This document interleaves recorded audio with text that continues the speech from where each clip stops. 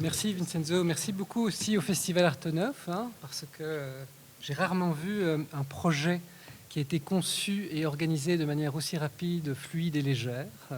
Et donc merci beaucoup de nous accompagner dans cette aventure aussi.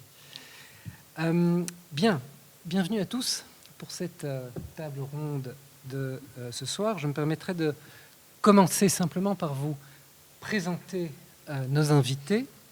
Donc, à ma gauche, Yves Ouinquin, enseignant et chercheur spécialisé dans les sciences de l'information et de la communication. Vous avez été professeur à Liège, à Normale Supérieure Lyon et directeur du musée des Arts et Métiers entre 2015 et 2019.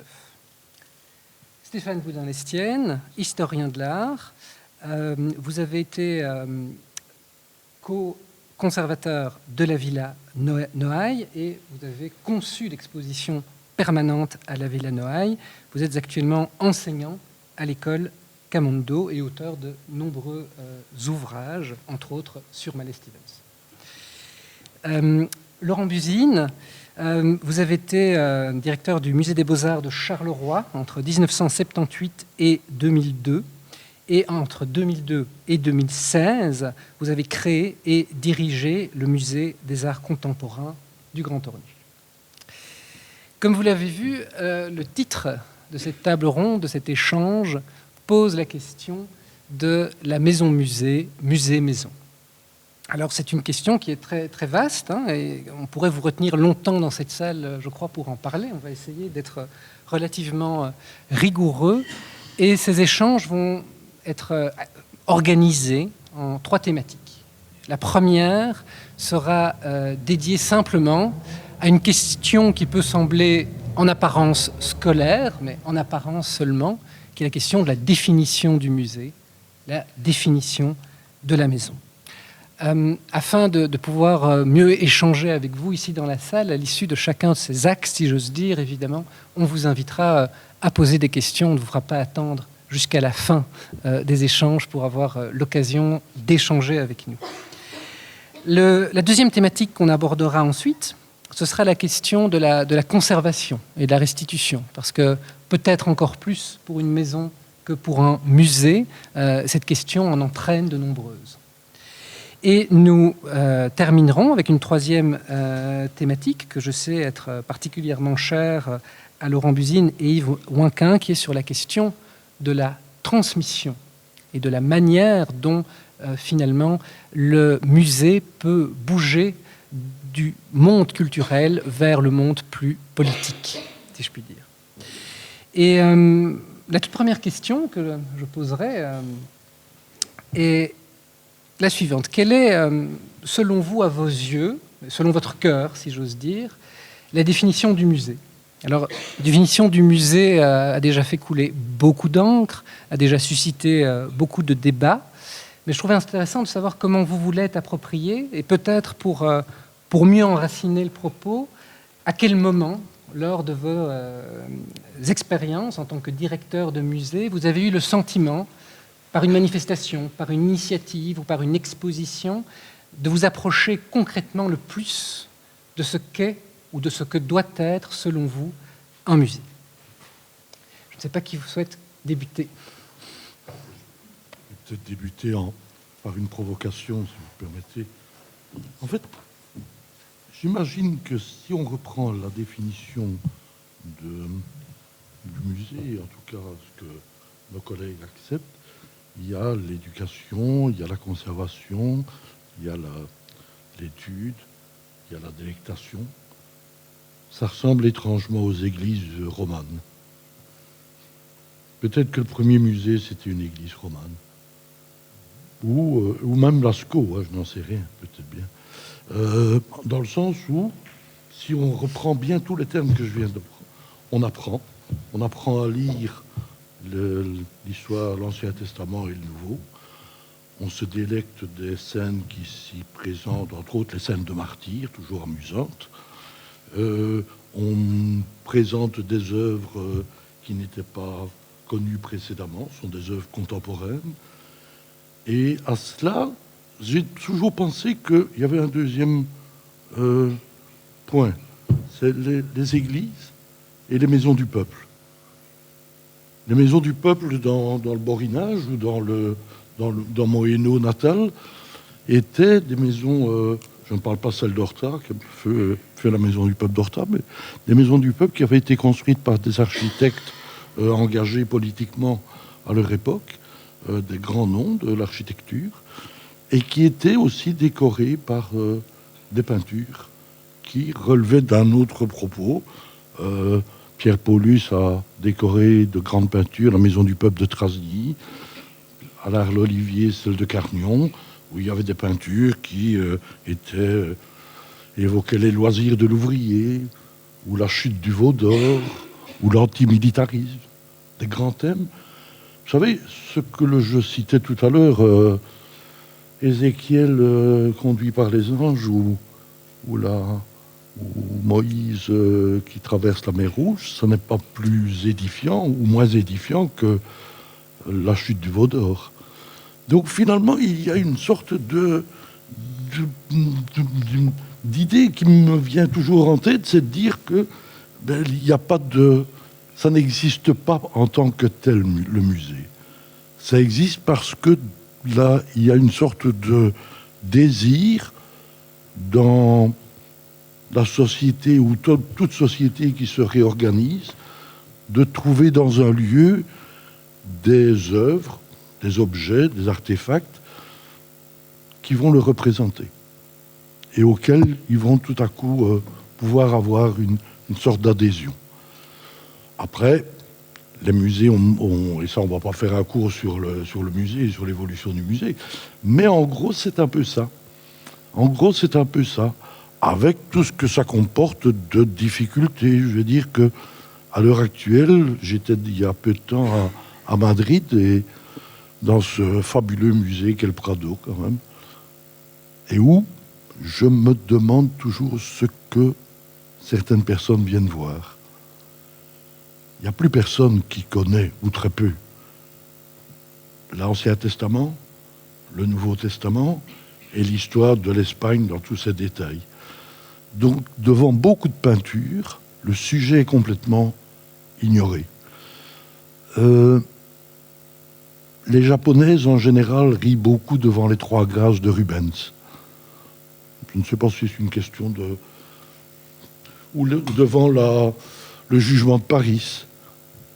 Si on ignore que le jugement de Paris est ce qui va déclencher la guerre de Troie, que font ces femmes toutes nues devant cette espèce d'imbécile et de niais qui tient une pomme dans la main? Que voit-on? Et donc le gros problème pour les musées d'art ancien, beaucoup plus que pour les musées d'art contemporain, j'insiste, est de devoir donner une explication. Contrairement à ce que l'on dit habituellement, que l'art contemporain sans explication est incompréhensible, je crois que l'art ancien est devenu totalement incompréhensible par manque de référents. Voilà, je ne sais pas si j'ai répondu à votre question. Allez, je veux bien ma techno. L'approcher à peu près comme ça. Ouais. Comme ça, on le partage. Je pense que ça va. On m'entend bien. Ça va. Alors, moi, je viens d'une éducation où souvent le Il faut rapprocher le micro. Encore à peu près comme ça. Et c'est comme ça. Ok.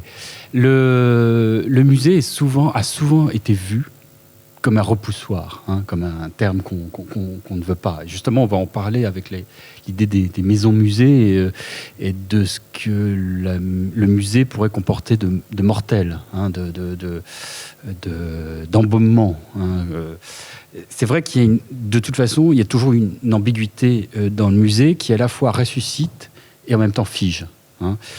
Si on va dans le plus ancien musée, c'est-à-dire les musées au tout début de l'histoire de la modernité, le plus ancien musée, parce que c'est une émanation du début de l'histoire moderne, c'est les musées du Vatican, enfin ce qui est devenu les musées du Vatican, les musées des papes. C'est eux qui fouillent Rome, redécouvrent l'Antiquité, s'en emparent, si je puis dire, justifient leur pouvoir politique avec l'Antiquité. Ils redécouvrent la Rome des Césars il s'empare en 2 mots. Ça sert à ça, hein, l'Apollon du Belvédère, etc. C'est aussi une manière pour eux de devenir, de montrer leur puissance, leur magnificence. Et effectivement, donc le musée a un but généralement politique là-dessus. Qui, justement, moi, ça m'a toujours intéressé, c'est qu'il y a un mouvement un peu contradictoire. Ce mouvement, justement, de permettre de répandre la connaissance, de répandre les formes, de les rendre accessibles malgré tout. Et effectivement, il y a toujours un choix, un truchement. Les musées décident de comment on va présenter, comment on va hiérarchiser, hein, les sujets, les œuvres, etc. Donc ils ont toujours cette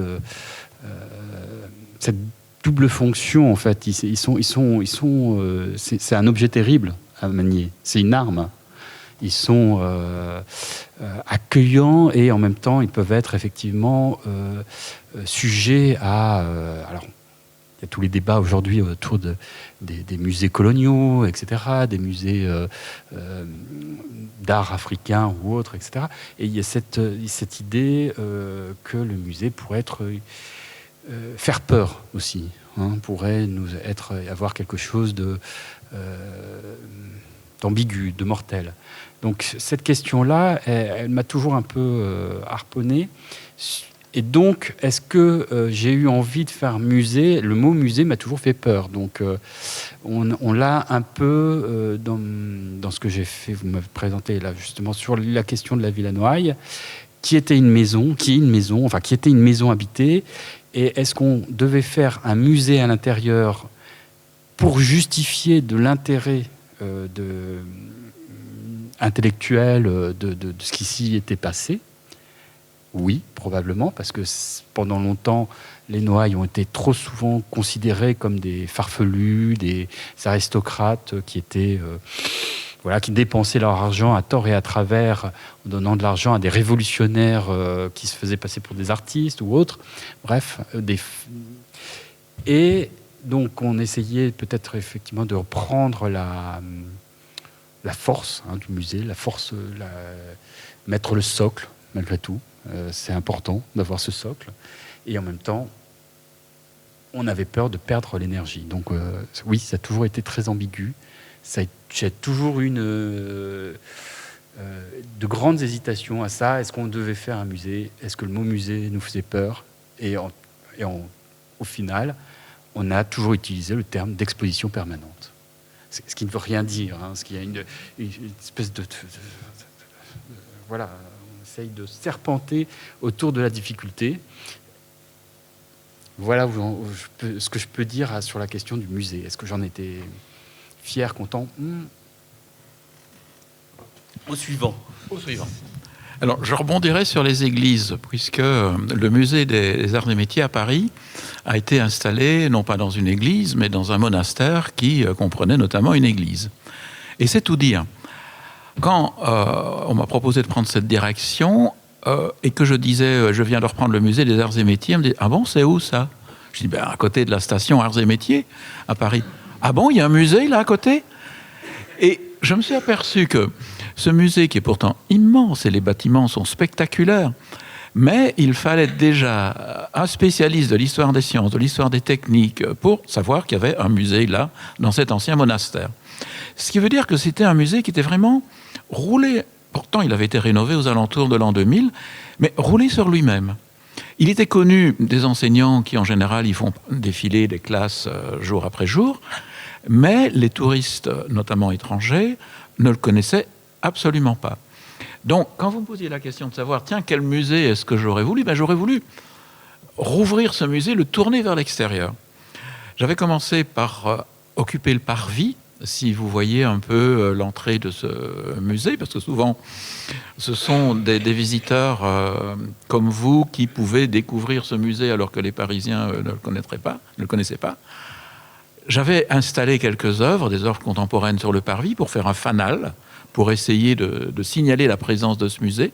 Et puis, j'avais commencé à utiliser les grilles C'est une idée évidemment classique de mettre des grandes photos accrochées sur les grilles, mais ça n'avait jamais été fait, bizarrement. Et puis, troisième étape, et là, je n'ai pas réussi à aller jusqu'au bout, mais c'est pour illustrer cette idée que pour moi, un musée doit être toujours tourné, toujours plus, vers, c'est un terme un peu prétentieux, son écosystème culturel. Il faut savoir que dans le quartier des Arts et Métiers, il y a une quarantaine de galeries. On est dans ce qu'on appelle le Nord Marais. Il y a un monsieur, notamment rue Notre-Dame de Nazareth, qui a acheté toute une série de pas-de-porte et qui les loue pour 2 semaines, 3 semaines pour des expositions temporaires de mode ou autres. Je m'étais associé avec lui et j'avais l'idée notamment de louer moi aussi des pas-de-porte pour avoir des espèces de bastions avancés, bastion n'est pas le terme, mais de postes d'avant-garde, en quelque sorte, de mon musée, en disant le musée est déjà dans la ville. Si vous voulez voir le reste du musée, venez donc au musée même. C'est une idée qui existe à Londres et dans d'autres villes où on a une échoppe ou un magasin devient une sorte d'avant-poste du musée. J'avais aussi la possibilité, par exemple, de faire une immense fresque sur un des pignons tout proches, financée par ce monsieur très riche là avec tous ses pas de porte. Et Françoise Kuyten, qui avait fait une exposition qui s'appelait Machines à dessiner au musée un an avant, était d'accord pour prêter une œuvre qui aurait été installée sur le pignon. En d'autres termes, j'en termine là, moi, un musée qui reste roulé en boule et qui n'est connu que de ceux qui savent déjà, c'est peut-être pas très intéressant. À partir du moment où, par différents systèmes de signalement, il arrive à s'infiltrer dans son quartier et à progressivement jouer un rôle dynamique dans un environnement qui va toujours un peu plus loin, alors là, je crois qu'un musée joue encore une fonction essentielle dans une ville ou dans une communauté. C'est peut-être déjà un peu la réponse à la troisième question, mais nous aurons l'occasion d'y revenir, puisque là, la troisième question que vous posiez tout à l'heure, c'était comment un musée quitte le monde muséal pour aller vers le monde politique. Moi, je l'entendrais dans police, monde de la ville. Mais c'est vraiment ça, la nécessité qu'on pourrait trouver à un musée d'aujourd'hui, c'est d'être inséré dans son tissu urbain. Sinon, à quoi bon ? Bien, merci à tous les trois pour cette première réponse, qui présage du meilleur pour la suite. Après cette définition du musée, alors se pose une autre question. Alors, on a déjà parlé des églises, par exemple, des églises romanes, et donc dans ce contexte, finalement, où et comment s'inscrit la question de la maison. Alors, la première maison-musée, c'est celle de Sir John Soanes, qui ouvre en 1818. Et on aura ensuite, au cours du 19e, la Casa Cervantes, par exemple, la maison de Victor Hugo, donc des maisons plutôt d'auteurs. Et puis, et ça se rapproche du musée Horta voisin, entre 1964 et 1969, c'est le moment où des maisons ouvrent pour leur importance ou leur qualité architecturale. 3 maisons, les premières ouvrent à ce moment-là. La maison sur la cascade de Frank Lloyd Wright, la Villa Savoie de Le Corbusier et la maison Horta. Et donc, on trouve tout d'un coup une autre définition de la maison-musée qui s'approche finalement de l'aspect plus architectural qu'elle peut contenir. Et par rapport à votre compréhension, votre approche du musée, dans quel cadre vous inscriveriez la maison et comment est-ce que vous la définiriez, en lien ou en opposition avec la question du musée ? Il y a plusieurs lignes à votre question. Dans les musées, généralement, peu d'œuvres ont été destinées à s'y trouver. On reprend le Prado, on reprend des œuvres qui étaient dans des églises, pour les protéger des dégradations, on les met dans les musées. On prend n'importe quel grand musée, c'est le phénomène. Même les musées d'art contemporain, les œuvres n'étaient pas destinées au musée.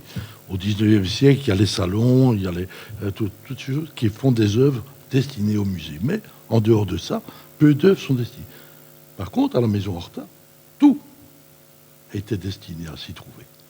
C'est une nuance fondamentale dans la question que vous posez de la maison-musée. Maintenant, la question de la maison est assez intéressante. Et vous savez que j'aime bien raconter des histoires, moi. Donc je vais me permettre de vous en raconter une. J'avais une vieille tante, ma tante Alix, qui était la sœur aînée de mon papa, qui a vécu toute seule toute sa vie, parce qu'elle avait élevé les petits, parce que la maman était morte. C'était la plus âgée qui élevait les petits. Elle était restée jeune fille, comme on dit. Et mon papa était artiste peintre.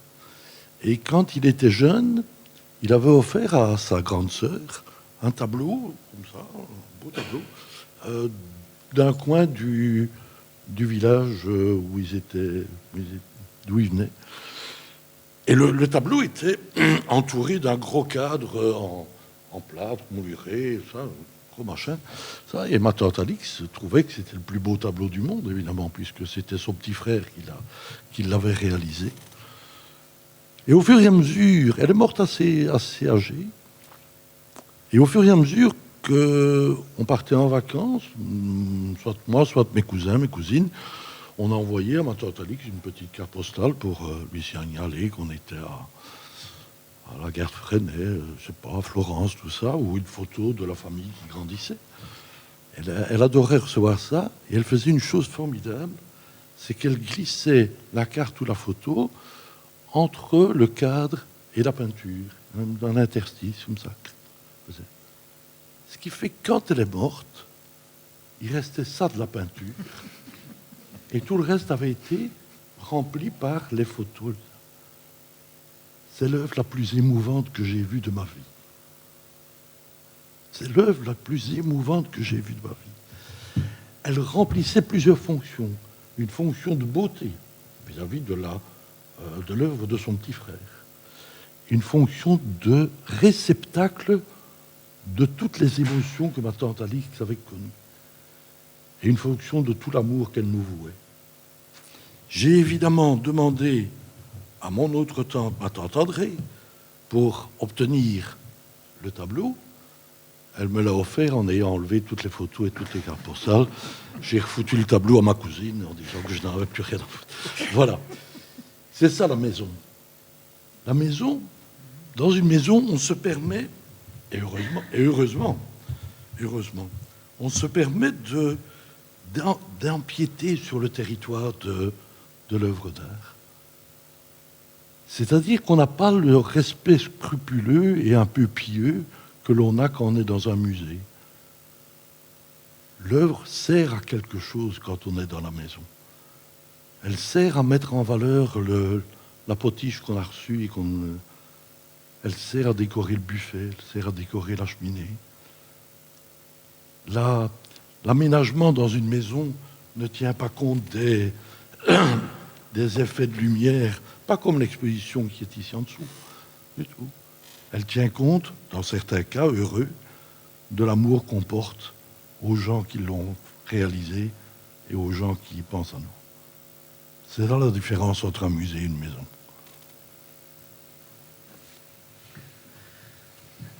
Alors, ouais, pour rebondir, ça me faisait penser à ça, effectivement. Je pense que quand même le musée est fondamentalement, je crois que c'est Foucault qui l'a dit, est une hétérotopie. Hein. C'est un lieu donc qui est traversé de flux contradictoires, qui est un endroit finalement qui est à la fois un palais, une église, une maison. Qui a longtemps d'ailleurs aussi cherché sa propre architecture, hein, quelque chose le musée était d'abord, s'est incrusté dans les comme un coucou, hein, il vient s'incruster dans le nid des autres, et puis petit à petit ce palais devient ce modèle, et puis ça continue comme ça. Bref, c'est assez intéressant. Comme le musée influence d'ailleurs la création d'œuvres qui sont du coup faites pour le musée, c'est pas mal. Donc effectivement, ce qui m'intéresse, c'est que c'est un objet qui n'a pas de forme. enfin qui n'a pas vraiment de forme, et dont on cherche constamment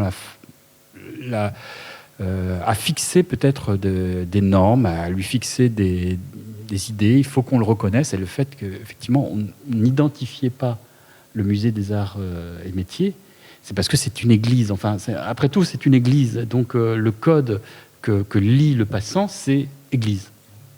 On ne va pas y entrer. Enfin, à part si peut-être qu'il y a même des gens qui peut-être cherchaient une confession subite et étaient bien déçus de tomber sur un musée des arts et sciences. Enfin bon, et effectivement, du coup, on a une image. On vous demande tous maintenant là, de dessiner un musée. Qu'est-ce que vous allez faire? Peut-être vous allez dessiner le Louvre, vous allez dessiner quelque chose comme un grand palais ou avec des colonnes devant. Enfin, ça sera cet imaginaire-là. Les musées maisons, c'est quelque chose d'assez particulier. Ça serait l'idée de peut-être figer, soudainement, de capturer un moment du temps, d'arrêter un compteur, d'arrêter la pendule à un moment donné. Ça serait plus quelque part cette utopie-là qu'on aurait.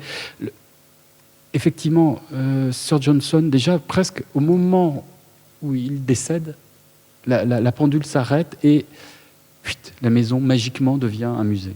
C'était à partir du moment où le notaire lit son acte de, son acte de décès, la maison se transforme, se fige et se cristallise dans une nouvelle conception. Sauf que pour Sir Johnson, la maison était déjà très hétérodoxe, puisque c'était comme la maison Horta, c'est 3 maisons accolées les unes aux autres, transformées, tripatouillées, si je puis dire, transformées de façon à ce que vous aviez une sorte de maison normale, si je puis dire, avec un salon, et puis petit à petit, en fait, un musée, véritable musée qui se développe derrière. Je vous engage tous à aller visiter cette maison, à réserver vos places sur Internet maintenant, parce que c'est un endroit très fragile, mais tellement révélateur de de plein de choses. Et à l'intérieur, il y a un véritable sarcophage égyptien dans une sorte de nef couverte de plâtre et encore une fois, l'Apollon du Belvédère, qui, comme s'il avait voyagé depuis le Vatican jusqu'à Londres, surveille, sacralise, parce que c'est un peu la fonction du musée, c'est de sacraliser des œuvres, de sacraliser des moments, sacraliser des époques, sacraliser des... Je ne sais pas, enfin... la science, peut-être. Peut-être que c'est ça aussi, le musée des arts et métiers sacralise la science, et il y a un but, toujours aussi, surtout de le faire effectivement dans une chapelle, c'est aussi affirmer l'importance de quelque chose, et évidemment, pour le pouvoir qui le met en place, s'emparer. Là où je voulais en venir, où j'en suis, je crois que je me suis moi-même perdu dans le labyrinthe de Sir Johnson, c'est qu'effectivement, la maison musée, ce qui peut-être nous met un peu mal à l'aise, effectivement, c'est que elle est un objet a priori mort, qui effectivement, on va en parler après avec la question des restaurations, restitutions, etc. Mais à la base, est-ce que cet objet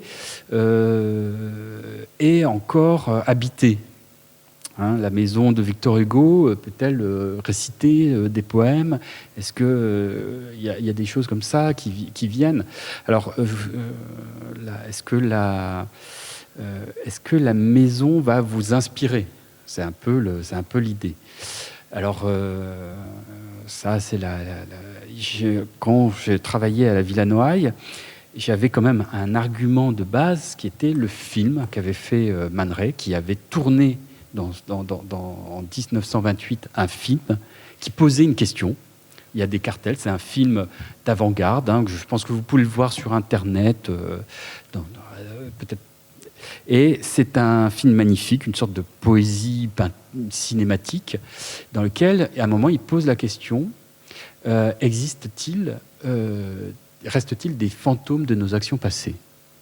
Et c'était pour nous du pain béni, puisque effectivement, reste-t-il dans la Villa Noailles des fantômes de ces gens, ces artistes innombrables, Louise Buñuel, Jean Cocteau, etc., tous ceux qui sont venus là, qui ont travaillé, qui ont traversé cet espace, sont-ils encore là ?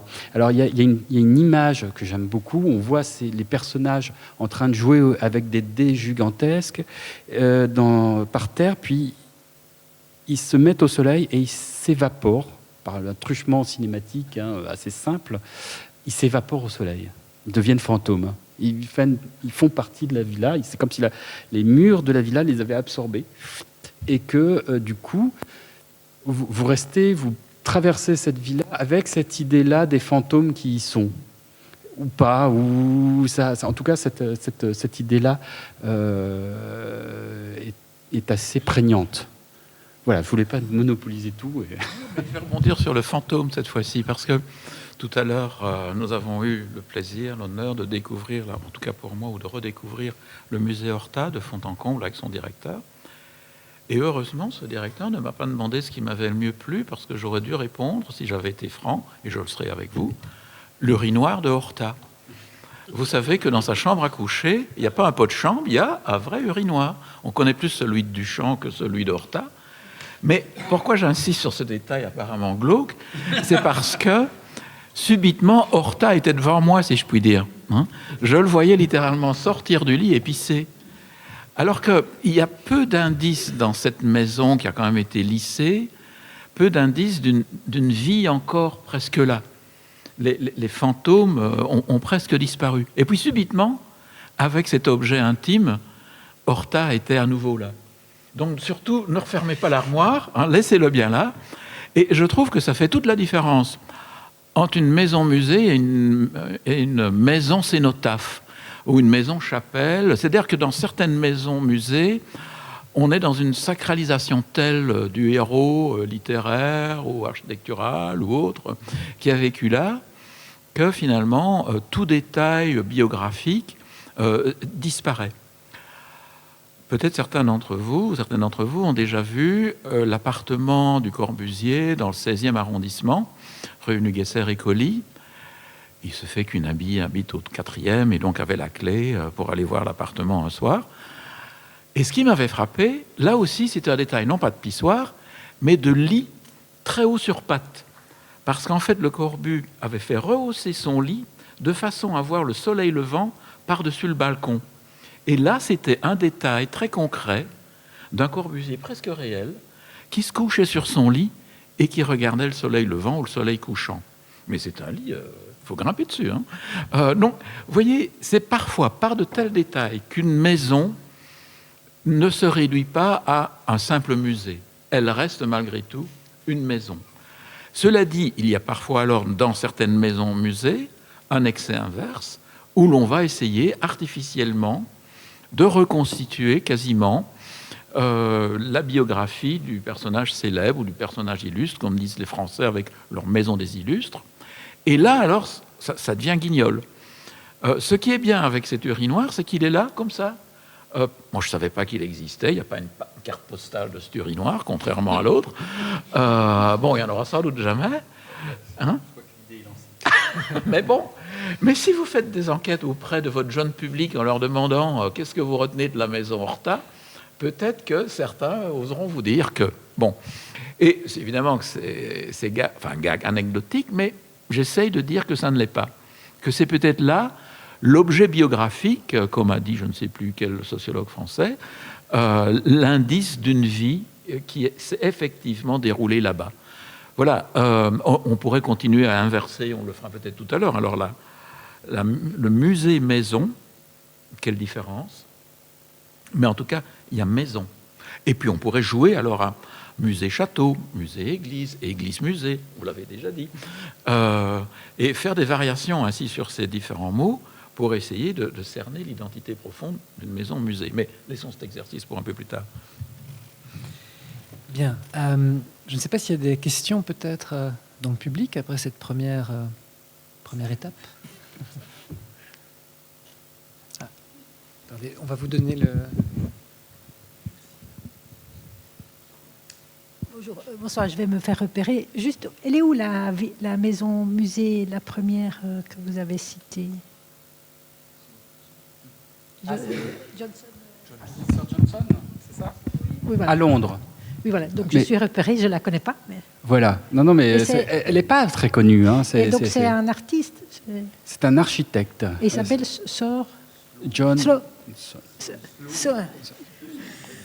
Oui, voilà, c'est ça. Et oui, c'est dans un quartier 18e de Londres. Et voilà. C'est lui qui avait fait la première banque d'Angleterre qui, hélas, été détruite.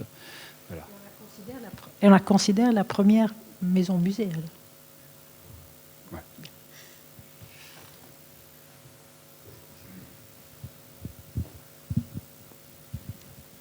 Alors, moi j'ai une petite question. On a abordé peut-être vaguement le sujet quand on a parlé des palais, mais on en parlera peut-être également quand on parlera de la question politique. Mais où s'arrête le concept de maison et où commence le concept de palais ou bien de lieu qui a été un lieu de vie mais qui n'est plus une maison, d'hôtel particulier? Est-ce qu'un musée-maison peut être, par exemple, effectivement, le Palais du Louvre? Où s'arrête la maison? Je trouve que la question est intéressante parce que on vient d'avoir dit qu'on fige effectivement une maison lorsqu'on la muséalise. Une maison est un lieu où on vit, où on a vécu, où une famille ou un individu a vécu. Ce qui est amusant, c'est que lorsqu'on visite parfois, on va chez des gens qui vivent toujours dans leur maison. Ce sont parfois les meilleurs conservateurs, en quelque sorte, de ce qui pourrait devenir potentiellement un musée en fonction de l'intérêt du lieu. Mais parfois, eux-mêmes veulent mettre en scène, parce qu'il y a une mise en scène, de leur propre maison comme si c'était déjà un musée, avec des objets qu'on ne déplace pas, des objets qui sont figés, comme si on était dans un magazine de décoration, parce qu'il y a beaucoup d'inspiration chez les individus de ce qui se passe effectivement dans la mode, dans ce qu'on voit dans les images, dans la publicité. Et à l'inverse, ce qui est très amusant avec certains maisons-musées, c'est que les conservateurs veulent donner l'impression que le propriétaire, qui est mort depuis longtemps, a quitté les lieux il y a un quart d'heure.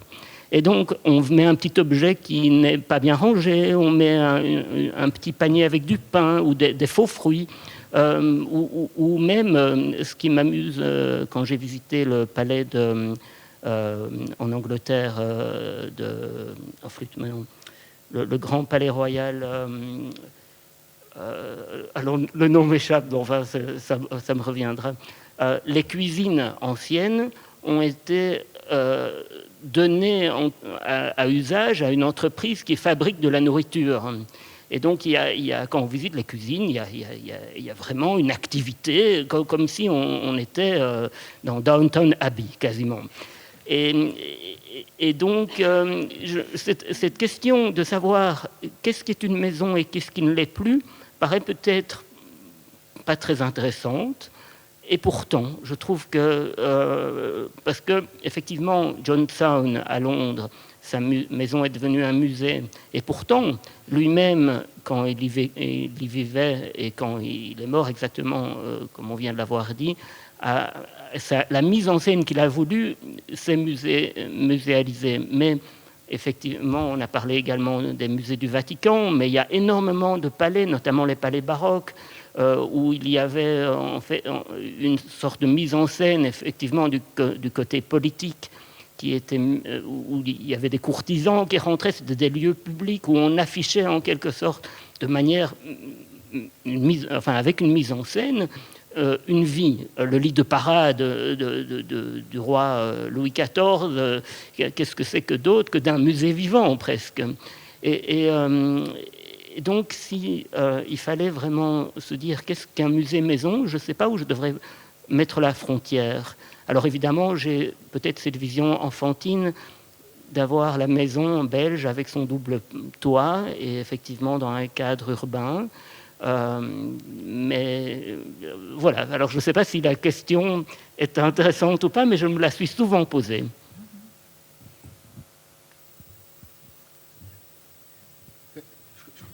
Il y avait encore une question ou...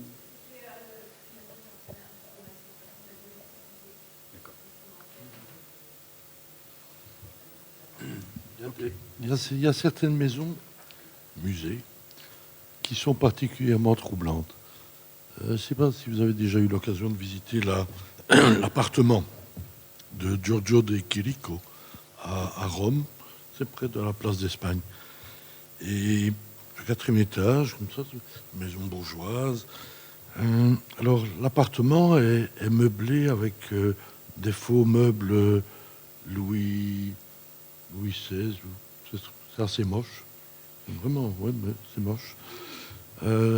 La chambre de madame est un comble du kitsch, de ce genre de meubles est assez dégueulasse.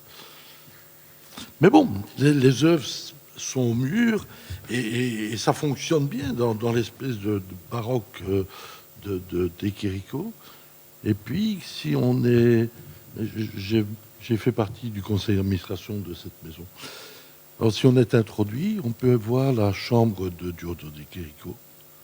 C'est une petite chambre qui doit faire 6 mètres carrés, avec un lit monacal et juste une petite photographie épinglée au mur. Et puis on peut monter aussi à l'atelier. Et là, c'est encore plus troublant parce que l'atelier, avec là, une belle verrière, tout ça, qui est donc en dehors de l'appartement, en dehors de la maison, mais avec un lieu atelier, un peu comme ici. On voit avec quoi il travaillait ces natures mortes. C'est avec des pommes et des poires en plastique. Parce que ça ne périt pas, ça ne se détruit pas.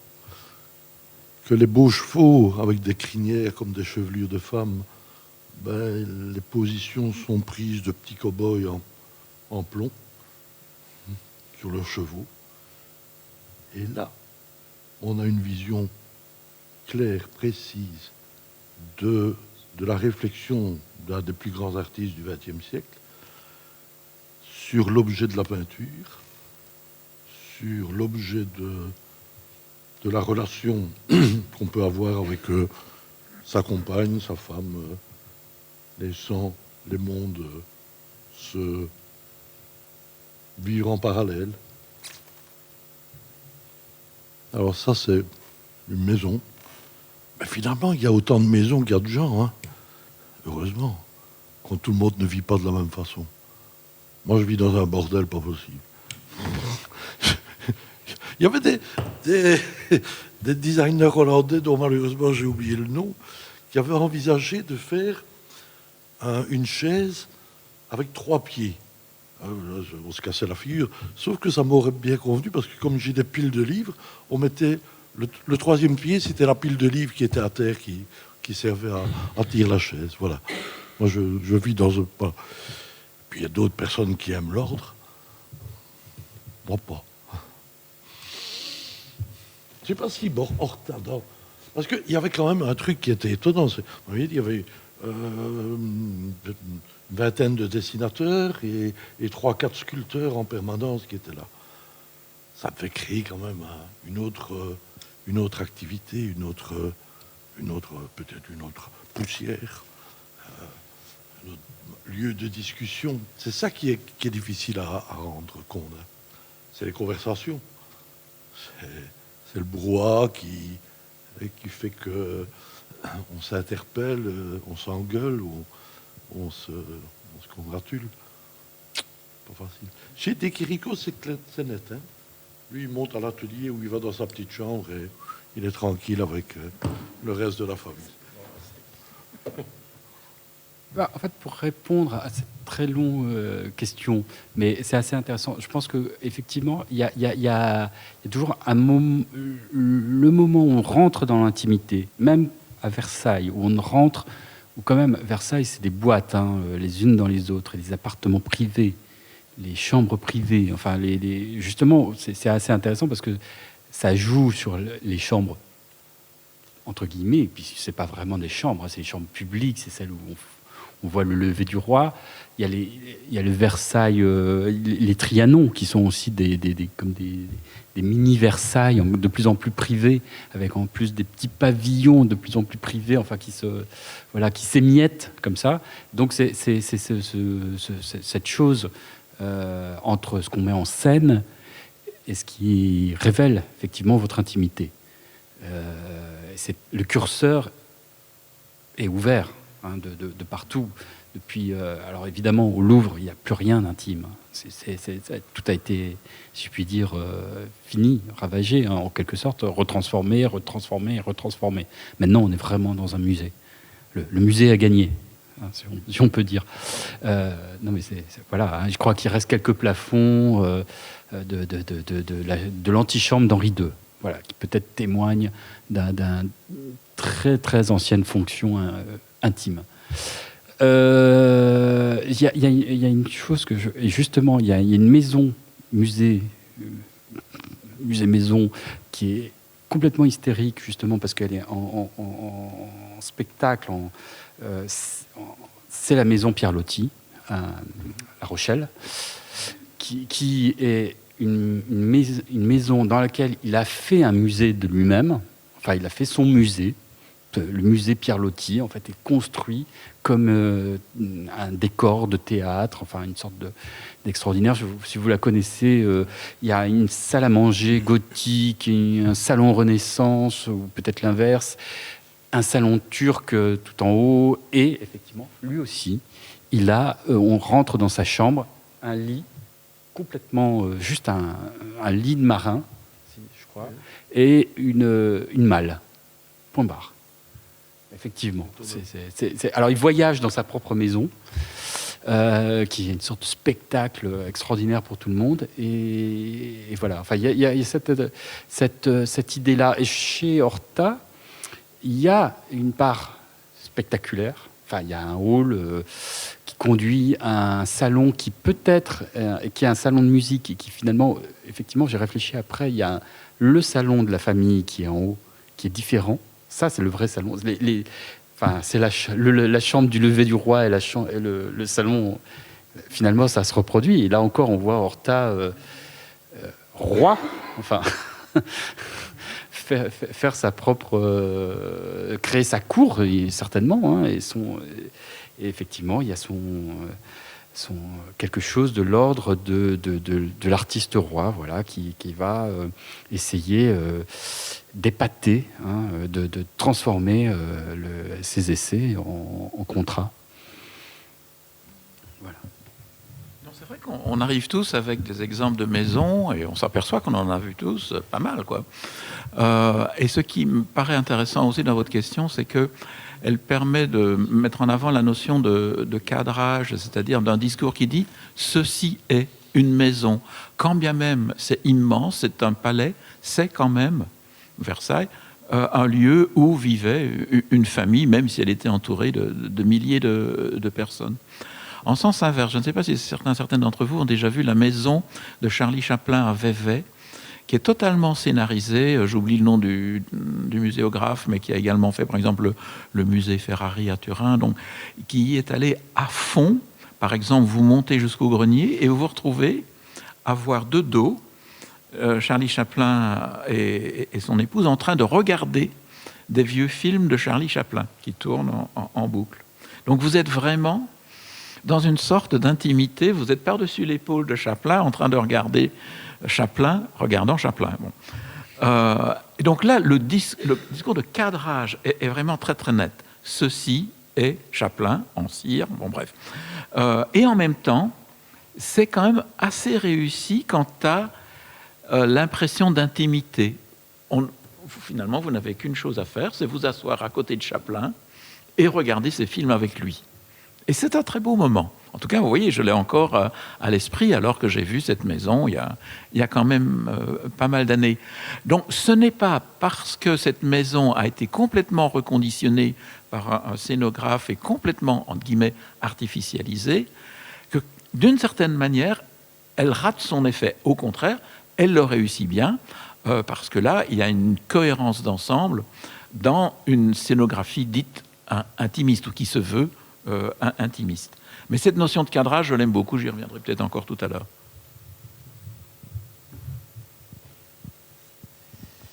Bien. Merci à nouveau. Alors, je vous propose de passer à la deuxième thématique. Et pour parler de cette thématique, qui est la question de la restitution, de la conservation, de la restauration, je voudrais la poser sous forme d'une anecdote que je n'ai pas vécue, mais qu'on m'a racontée. C'est lors de la restauration de la salle Henri Leboeuf au Palais des Beaux-Arts, différentes personnes avaient été rassemblées avec Barbara van der Rohe, Françoise Aubry et vous-même, Laurent Buzine, pour échanger sur la restauration. Et bien entendu, de nombreuses questions sur la table étaient liées à la manière d'en améliorer l'acoustique, quitte à se demander si certains éléments d'Horta devaient demeurer ou non. Et à ce moment-là, la précédente conservatrice du musée Horta, Françoise Aubry, avait dit « mais vous ne pouvez pas commencer à faire de telles transformations, parce que si vous allez écouter un concert, par exemple dans une église romane, vous avez ce plaisir de la musique et vous avez ce plaisir de l'architecture. Et ici, vous avez le plaisir de l'architecture de Horta. » Et à ce moment-là, vous avez dit « Horta, tu cries trop fort ». Et je trouve cette anecdote très, très, très intéressante. Et elle pose évidemment cette question-là de la conservation, restitution, où commencer, où s'arrêter. On m'a rapporté régulièrement ce cri du cœur que j'ai eu. Mais en fait, c'est parce que le plus grand respect que l'on peut avoir parfois pour quelqu'un, pour son travail, c'est parfois de le bousculer. Hein. C'est-à-dire le respect profond qui serait celui de ne rien toucher est assez mortifère d'une certaine manière. Il faut oser de temps en temps secouer le cocotier pour que les vieux fruits tombent. Dans certaines tribus, on fait ça, hein, on fait grimper les vieillards, sous le cocotier, paf, ils se cassent la gueule, comme ça ils font de la place aux jeunes, c'est bien. Donc chez nous on fait pas ça, mais en fait de temps en temps il faut quand même y penser. Et vous savez, ce problème évidemment se pose avec beaucoup plus d'acuité dans des lieux comme celui d'en face, hein, bien sûr, parce que la question est celle-là, mais enfin ça se pose quand même dans beaucoup de lieux qui sont investis, pas des lieux qui sont créés de toutes pièces pour être à destination muséale, mais des lieux investis. Je veux dire, bon, moi j'ai investi, on a investi le Grand Ornu, un ancien lieu de charbonnage, qui avait toute une histoire sociale, une histoire très rude et très présente encore dans tous les chez tous les habitants des 450 maisons qui se trouvent autour. Alors qu'est-ce que c'est venir faire du Grand Ornu, qui était donc le charbonnage, venir faire un musée d'art contemporain? Ça m'a empêché de dormir, moi, pendant de nombreux mois. Qu'est-ce que pouvaient bien entendre ceux qui allaient devenir mes voisins quand ils entendaient à la radio qu'on allait faire de ça un musée? Déjà, il n'y en avait pas beaucoup qui avaient mis les pieds dans un musée. Et musée d'art contemporain, alors là, il y avait un météorite qui était tombé sur le Grand Ornu. Et donc, la question, c'est ça. Parce que c'est pas qu'une question de murs et de briques. La question, c'est qu'est-ce qui vit dans les murs et dans les briques qui sont encore debout. Et comment va-t-on oser les prendre en charge, les réparer, oui. Sans dire aux architectes qu'ils ne peuvent pas... Si, on est au XXe siècle, au XXIe siècle, les propositions ne sont pas celles du XIXe siècle. Même avec toute la beauté que le site a, avec l'architecture de Bruno Renard, le premier architecte tournaisien. Mais il faut oser. Et donc, oui, il y a eu des moments très difficiles de réflexion aussi. N'est pas crié trop fort tout le temps. Vous savez, j'ai essayé d'aménager d'être diplomate. De temps en temps, ça m'arrive. Mais voilà, c'est vraiment la question. Je vais vous raconter encore une anecdote, tiens, après tout, tant qu'on y est. Vous avez le temps, hein? Ok. Bon. Et c'est que... donc, le Grand Ornu, ancien lieu de charbonnage et ainsi de suite, voilà, qui était à l'abandon, qui avait été racheté d'abord par la province, puis cédé au bail amphithéotique à la communauté française pour en faire le musée. Enfin bon, tout ça, c'est compliqué.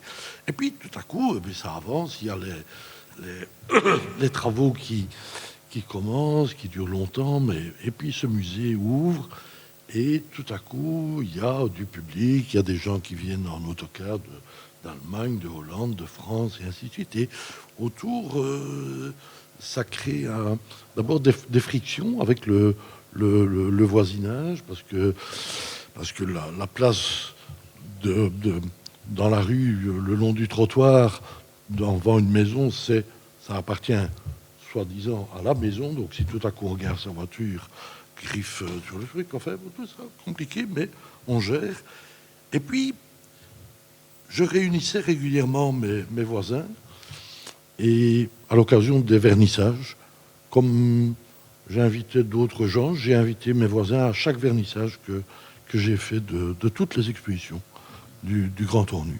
Et certains venaient à tout, et ça permettait de bavarder. Mais aussi, tout à coup, d'entendre des choses. Un peu loin, quelqu'un me disait qu'il avait travaillé à tel endroit, le musée était fermé en 1954, c'est le musée, lapsus. Le charbonnage a été fermé en 1954, un des premiers dans l'accord du charbon et de l'acier. Et donc, tout à coup, je voyais les gens me disant que c'était bien jeune qu'il aurait travaillé, on n'était plus au 19e siècle. Puis certains me disaient que son papa avait travaillé là, à tel endroit bien précis, tout ça. Vérification faite, c'était impossible. C'était pas vrai. C'était pas des mensonges. C'est que parce que le lieu devenait retrouver une gloire, un triomphe, il fallait s'accaparer ce triomphe. Quand la légende devient plus forte que la réalité, on a gagné. Plus j'entendais de mensonges, plus j'en étais heureux. Comme tous les jours, d'ailleurs.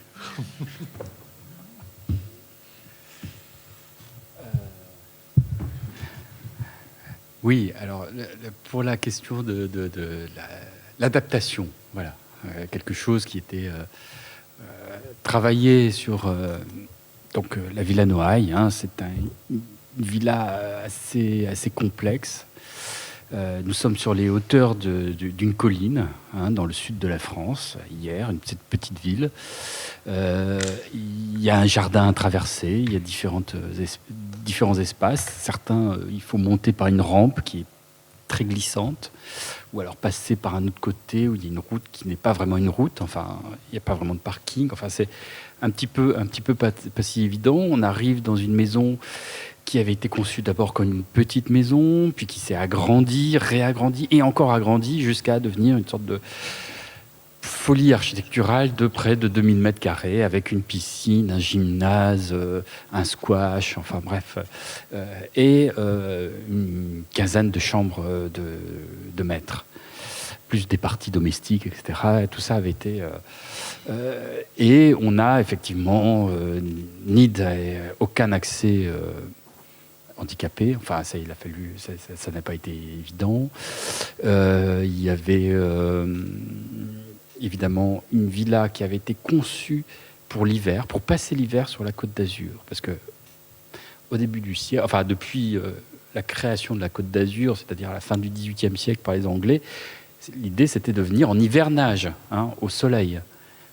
Et personne n'imaginait que soudainement il y aurait un retournement comme ça, comme une crêpe de la situation, et que les gens viendraient se mettre sur les plages qui étaient faites où il n'y avait que des pêcheurs et qui mettaient leurs filets, et soudainement se mettraient tout nus et utiliseraient les plages en été.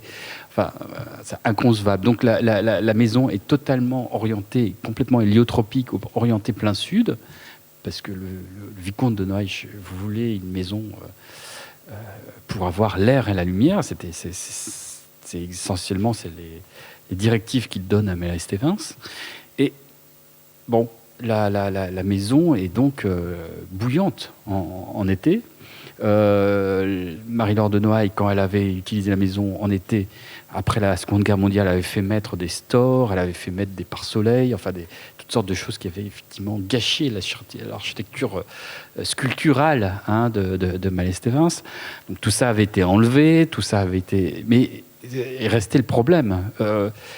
Si on veut transformer une partie au moins de cette villa, l'autre partie en musée, en exposition permanente, en ce qu'on voudra, et de l'autre partie en centre d'art, comment est-ce qu'on fait musée, ça veut dire des normes muséales, les normes des musées de France, donc les filtres UV, malgré tout, qui laissent quand même passer trop de soleil, donc les filtres UV ne sont pas toujours suffisants.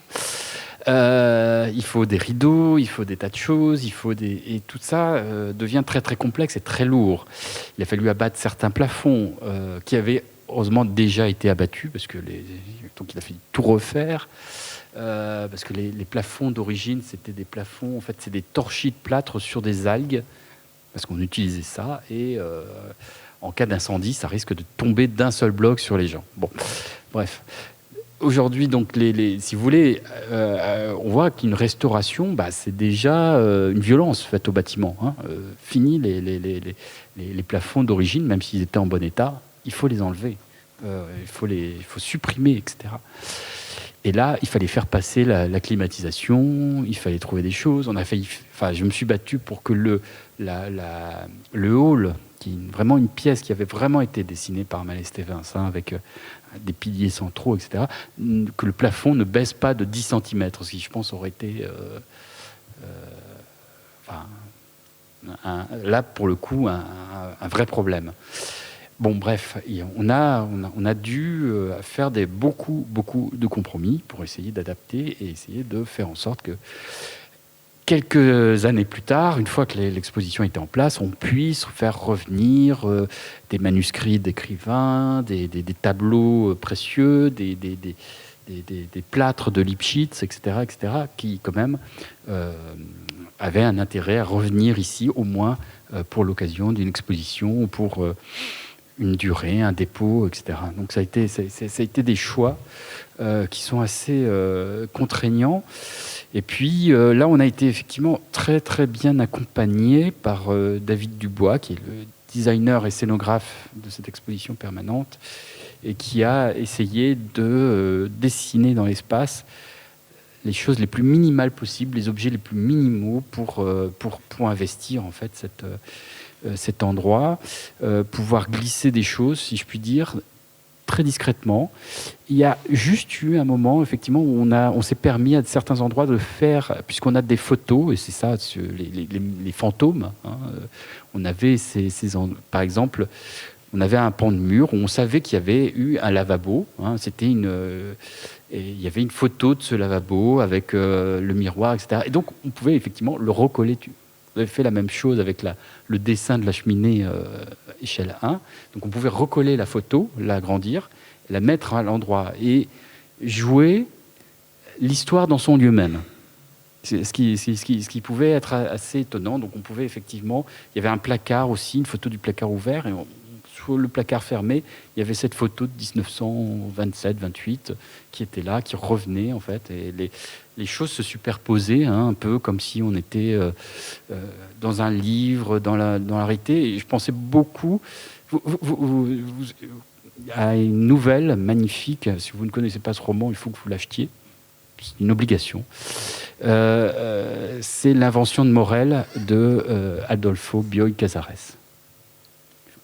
Tu connais pas? Bon, c'est très important justement pour cette réflexion sur ce qu'est un lieu et son... je veux pas tout... Elle se déroule dans une villa justement construite au début des années 20, sur une île perdue, et où arrive un naufragé. Et où il se passe des choses assez étranges. Il y a des moments où la villa est en ruine, et des moments où elle est en parfait état, et où il y a des gens qui sont là et qui parlent, et il essaye de se cacher de ces gens, de jamais se montrer. Et en fait, tout ça est une illusion. Adolfo Bioy Casares a écrit ça à la fin des années 40, si je me souviens bien. Et en fait, il parle de ce que sera la virtualité, enfin les mondes virtuels dans l'absolu. En fait, l'invention de Morel, c'est un savant qui a inventé l'illusion parfaite. Devant vous, grâce à des... On ne sait pas comment elle marche, mais elle fonctionne, cette invention. Il a capturé, il a enregistré une réalité temporelle pendant une semaine. Tous les faits et gestes, toutes les couleurs, tout ce qui se passe a été enregistré et peut être reprojeté à l'infini et rejoué. Bon, c'est cette idée, malgré tout, du musée et du fantôme, et de ce qu'on rejoue et de ce qu'on revit, qui est une illusion, mais je pense que cette illusion, elle est troublante, elle crée malgré tout son trouble, et je pense qu'elle est pas inintéressante. Il y a des moments où on joue la distanciation avec des objets très modernes, et des moments où peut-être on crée cette intimité étrange, où on pourrait se remettre à la place, jouer. Je mets à la place de Louise Buñuel, et là en face il y a Charles de Noailles qui tient le manuscrit de l'histoire de l'œil de bataille, et on peut prendre la pause et rejouer à sa place le passé. Voilà. Oui, beaucoup de choses encore, et l'heure passe, je vois. Donc, restitution et reconstitution. Et il y a ce terme aussi en anglais de reenactment. Et il y a aujourd'hui une tendance, à la fois en art contemporain, mais aussi en historiographie, notamment des sciences, à essayer de reconstituer de manière aussi exacte que possible certaines expériences de chimie ou de physique, par exemple. Et de proche en proche, on pourrait se demander si cette idée de reconstituer, un peu comme dans cette fiction, le passé tel qu'il aurait pu peut-être se produire, ne va pas aller jusqu'à toucher le patrimoine bâti, où on essayerait de le reconstituer au plus exact. Illusion toujours. Cela dit, quand vous pensez à ce qui s'est passé à Berlin, où l'on a reconstitué complètement un château prussien, cette volonté d'aller aussi loin que possible dans le reenactment, la reconstitution, restitution-reconstitution, elle existe. Et notamment dans les pays de l'Est de l'Europe, il y a souvent une volonté de refaire, à partir d'un dessin, sinon d'une photo, un bâtiment à l'identique, entre guillemets. À l'inverse, très souvent, par exemple en Italie, on a l'idée de bien souligner les lacunes, ce qui permet de ne pas confondre un passé avec un pseudo-passé, où il y a aussi cette tendance à injecter des pièces contemporaines, mais à les rendre réversibles. Si, dans l'avenir, on décide d'enlever l'escalier d'une certaine époque, on pourra le détacher à nouveau du mur. Et enfin, ce qui est apparu récemment et qui m'avait bluffé quand j'avais lu ce livre d'une théoricienne américaine qui s'appelle Kathleen de Silvey, qui propose de laisser mourir et de simplement accompagner, par une sorte de mimétisme avec les soins palliatifs, accompagner dans la disparition un certain nombre d'éléments du patrimoine qui sont décidément trop lourds à sauver. Et elle donne l'exemple d'un phare sur une côte anglaise qui était constamment battu par les vagues, qui se rapprochaient de plus en plus, et chaque fois le National Trust anglais payait une consolidation du quai. Jusqu'à ce qu'un jour, il décide que de toute façon la bataille contre la mer sera perdue. Et ils ont progressivement, mais avec l'aide de la communauté qui tenait à son phare, démonté peu à peu le phare, pour ne pas simplement le laisser s'écrouler sur les passants. On l'a démonté sciemment et on a déposé les pierres au pied du phare. Et donc là, s'est engagé un mouvement qu'elle appelle, je crois, anthropique, donc un mouvement lent vers la mort du bâtiment. Je n'imagine pas une seconde que vous puissiez dire « on va laisser mourir le jardin, après tout, c'est pas plus mal, il faut pouvoir accompagner des bâtiments vers leur mort ». Mais c'est une conception qui pourrait exister. Je me souviens d'un texte que j'ai lu d'un muséologue du musée d'anthropologie de Colombie-Britannique qui avait rendu une pièce au moins à une communauté indienne donc du nord-ouest du Canada, pièce qu'il avait conservée longtemps en parfait état. Elle avait été rendue dans un processus de restitution à une communauté locale qu'il avait tout simplement enterrée pour que la pièce puisse continuer son cycle sous terre.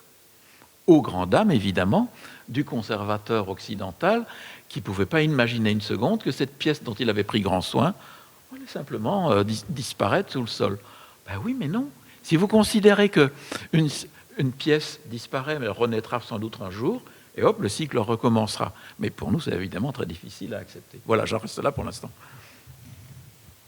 Bien. Merci à nouveau pour ces très intéressants points. Et je voudrais aborder la dernière question. Cette question, vous avez parlé, liée aux politiques, au sens de police, évidemment. Et donc, par rapport à l'engagement important que vous avez eu sur ces questions, entre autres au Grand Ornu, c'est vrai que dans le cadre d'une maison, mais ça pourrait aussi être les petits appartements de Versailles, on se retrouve très souvent dans une logique tout de même de restitution d'un toujours donné. Le mobilier est présent, les espaces architecturaux sont aussi contraignants qu'ils sont. Et dans cet espace, finalement, alors on peut s'interroger sur plus ou moins restaurer comme ceci ou comme cela, mais il n'empêche que dans ces maisons restituées, il y a cet aspect finalement presque quelquefois écrasant, où on peut se demander en conséquence quel est soit le rôle de l'équipe de conservation ou de curation, qui finalement a les mains un peu liées par cet héritage qui est protégé, conservé, entretenu, mais, et c'est là qu'est plutôt ma question, quel rôle dans de tels espaces donner finalement aussi au public, donner aux visiteurs? Comment est-ce que ce visiteur peut appréhender en conséquence ces espaces, et comment, plus important encore, alors évidemment, on peut permettre à ces espaces, à ces maisons-musées aussi, de jouer un rôle dans la société, de pouvoir être apportés finalement à des publics qui sont moins familiers avec le musée. Au Grand Ornu, rendre visite à un voisin avec un tableau sous le bras reste possible, oui. Mais dans le cas d'une maison, comment faire? Mais vous savez, la question se pose presque à chaque fois, parce que la maison, ça a l'air d'être le côté familial et qu'on peut plus vite cerner. Le Grand Ornu, ça a été un lieu de travail, de mort et de blessures, mais aussi de possibilités de vie pendant un siècle ou deux. Donc un lieu chargé d'une histoire, de l'histoire sociale du Borinage. Bon, je suis de cette région et donc je connais fort bien les choses.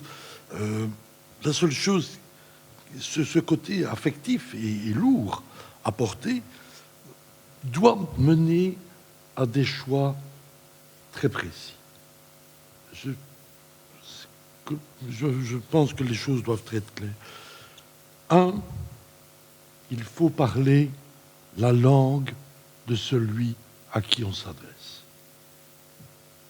Avant l'ouverture du Grand Ornu, il y a autour de Ornu toute une série d'écoles techniques, d'écoles professionnelles, et nous avions fait venir des apprentis, enfin des étudiants électriciens, ferrailleurs, je ne sais pas quoi moi.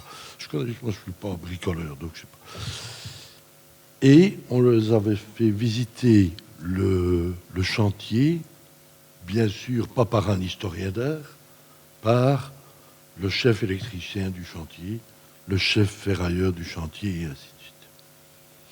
Et ces gamins-là, de 14-15 ans, pouvaient repartir chez eux en disant « Je sais comment on construit un musée ».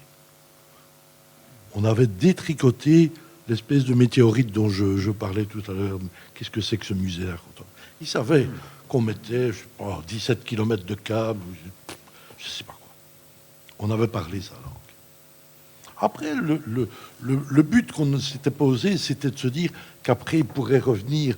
Bon, toutes les choses sont toujours plus compliquées parce que les travaux ont duré plus longtemps. Enfin, peu importe.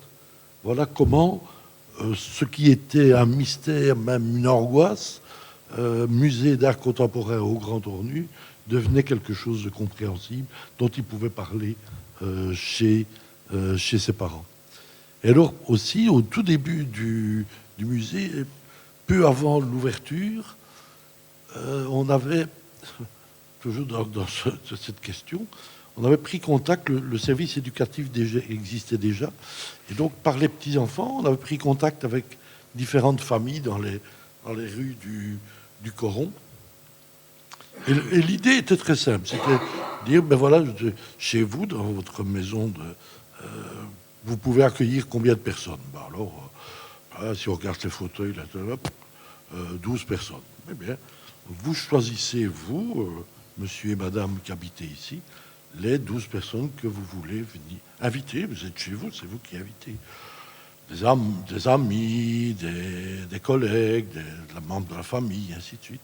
Et à l'heure dite, le samedi après-midi, moi j'arrivais avec un tableau de José María Sicilia. On débarrassait un petit peu le buffet, on mettait le tableau, et je parlais du tableau pendant 20 minutes, 25 minutes. Et puis, on écoutait les questions, et on entendait toutes les questions. Combien ça vaut? Question principale. Est-ce que les conservateurs ont tous une barbe? Non. Pas obligatoire. Non. Bon. Pourquoi est-ce que ça vous allez l'exposer dans votre musée et que la peinture que mon beau-frère a faite, vous n'allez pas l'exposer? Il faut répondre à tout. Et ça permet, et j'ai fait ça 5-6 fois. 5-6 fois, pour qu'il y ait un point, un relais dans chaque rue du Grand Ornu. Je ne vais pas lire ce que m'avais noté, parce que ce n'est pas poli, mais... Et puis par après, on a arrêté. Je ne sais plus où j'en suis, c'est pas grave, j'arrête.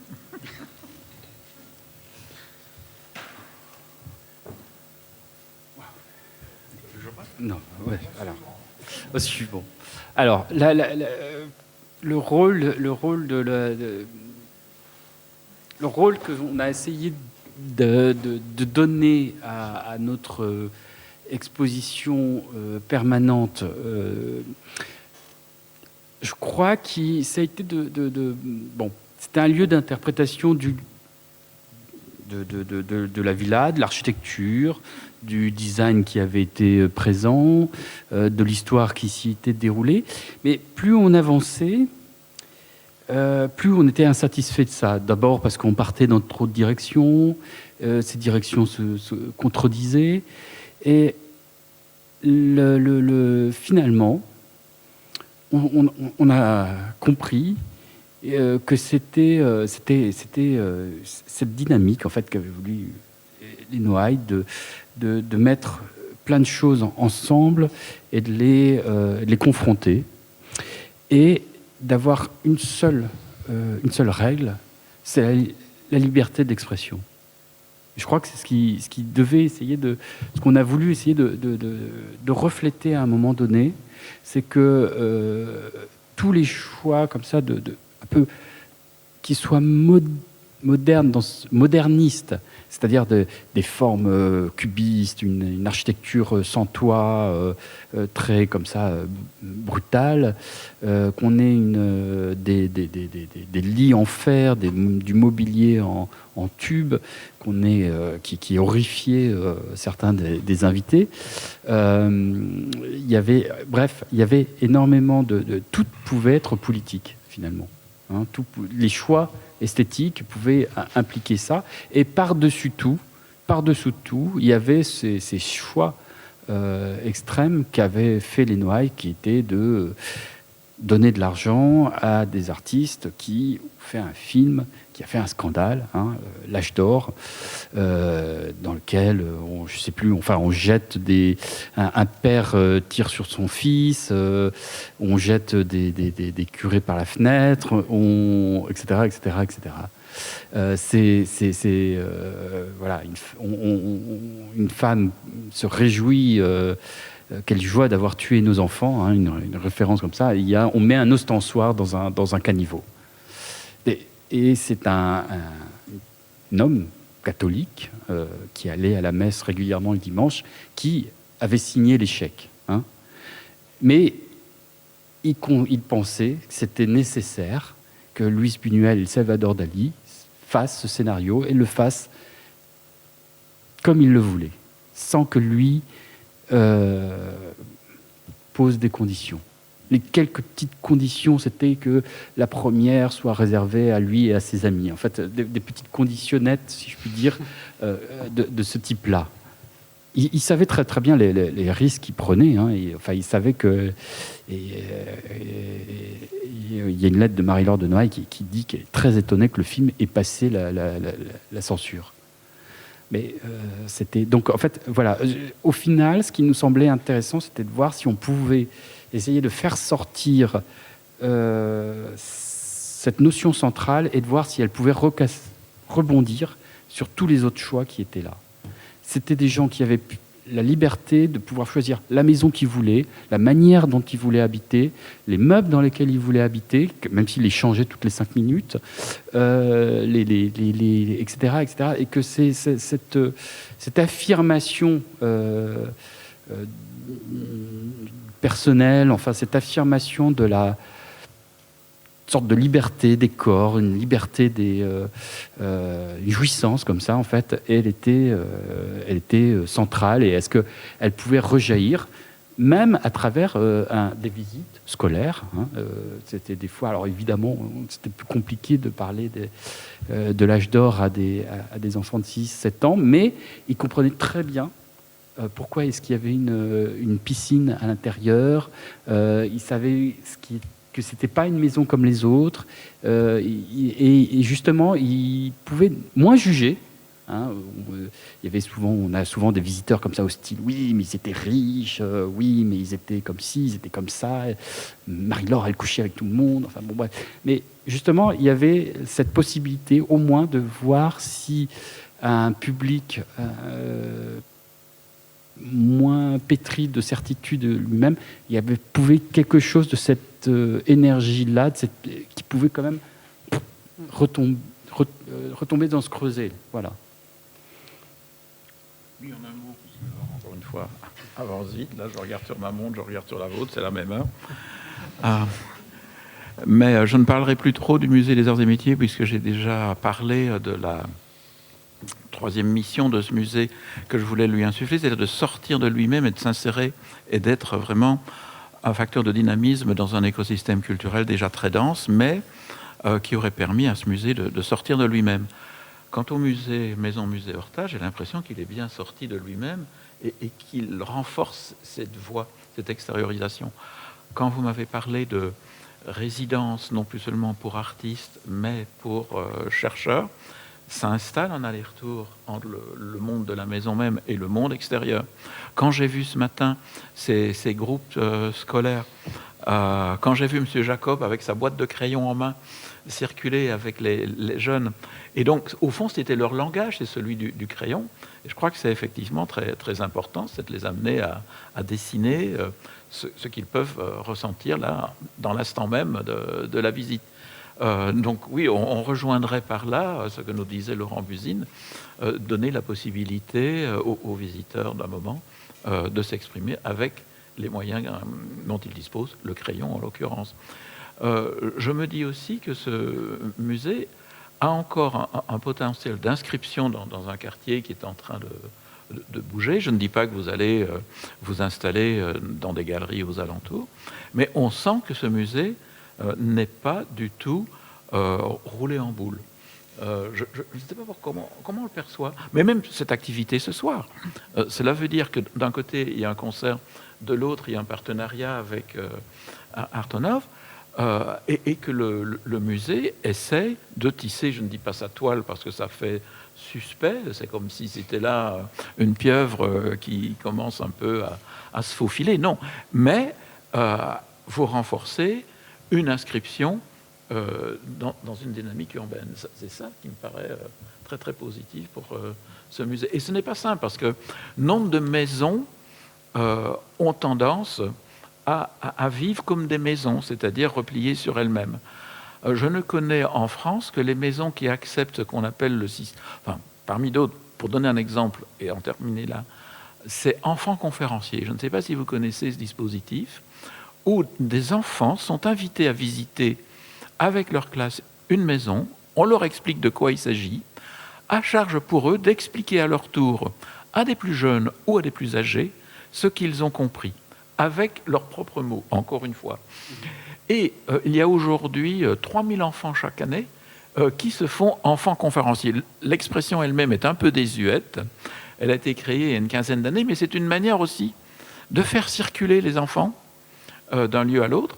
C'est aussi une manière maintenant, parce que des enfants par vidéo sont en contact avec des écoles à gauche et à droite dans le monde, et l'on voit là des maisons toutes petites qui sont en train de se transporter aux quatre coins du monde. Ça, je trouve que c'est très beau en termes, comme vous dites, de politique.